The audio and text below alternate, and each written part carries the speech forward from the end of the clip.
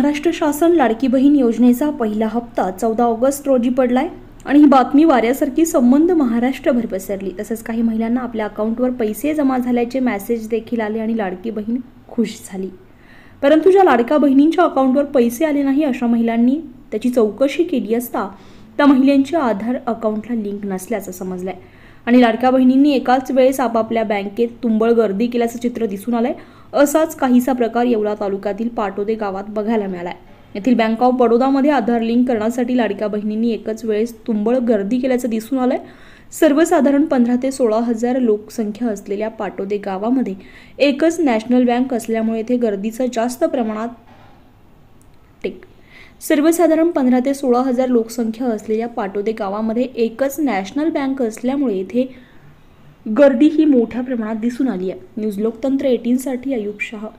लाडकी बहीण योजनेच्या अंतर्गत विविध महिलांनी अर्ज केलेले आहेत। तर त्या स्कीममध्ये काही महिलांचे खाते हे आधार लिंक नसल्यामुळे त्यांचे त्याच्यात लिस्टमध्ये आले। ते सर्व महिला सध्या आधार लिंकसाठी आलेले आहेत। तर त्यांची आपण व्यवस्थित आधार लिंक करून त्यांना तत्पर माहिती देत आहोत, तत्पर सेवा देत आहोत की जेणेकरून या महिलांना या योजनेचा लाभ मिळावा।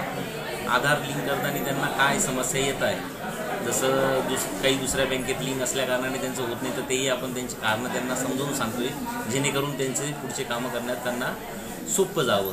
त्या हिशोबाने आपण व्यवस्थित काम करत आहोत आणि तत्परतेने त्यांना सेवा